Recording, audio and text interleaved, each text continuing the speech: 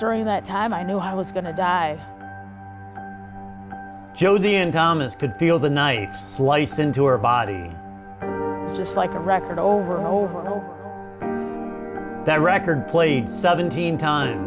17 times she was stabbed by her daughter's ex-boyfriend as she lay in bed next to her twin daughters. I said, you know, why, Devontae? I love you, you know, and he said, well, I won't hurt the babies.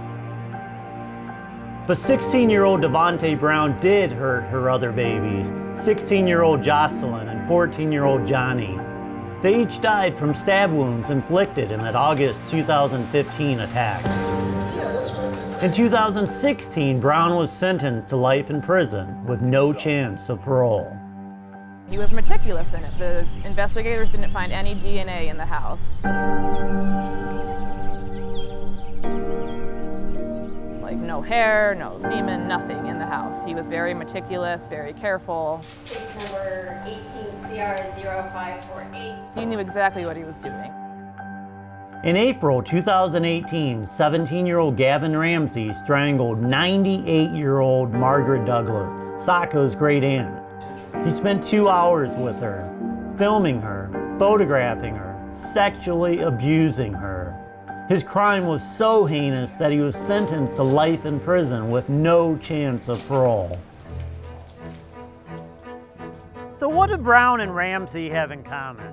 Well, they were both sentenced to life in prison with no chance of ever getting out. But because of a recent change in state law, one day they would both be eligible for parole. Senate Bill 256 was signed into law by Governor Mike DeWine in January. It mandates parole hearings for juvenile offenders with life sentences. It abolishes life without parole for juveniles. And it forces a parole board to consider the person's age at the time of the crime. Ohio is following the steps of more than 30 states. The U.S. Supreme Court has now issued 5 rulings saying juveniles should not be given life with no chance of parole. The bill, as it is passed, does not exclude and simply wash the record. There is still accountability there. And this bill does not automatically grant a release from prison. But it does affect dozens of offenders, including Tyler Miller, who stabbed Armani Irvin to death in Perrysburg in 2019. He will now receive a parole hearing in 2045.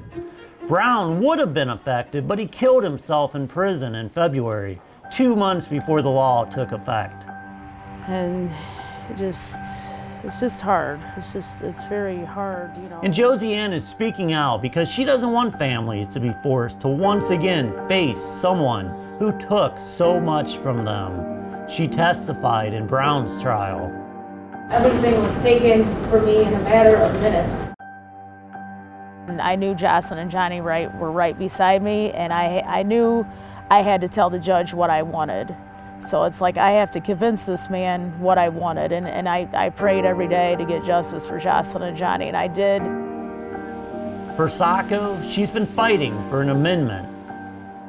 We're trying to find a middle ground where essentially the judges in each case have to look at the specific nature. What did they do? What was their mindset when they did it? Did mitigating factors of youth affect their decisions, or did they not affect their decisions? And for Thomas, she had no doubt that Brown was acting as an adult, not as a child who could be reformed. He knew he was hurting me. If he said he would not hurt the babies, he knew. If you do the crime, you have to face the time. Even no matter what age you are, there comes a time when you know when you're doing wrong, and you have to face the time for that. I just miss you guys. Reporting in Toledo, this is Brian Duggar for WTUL 11.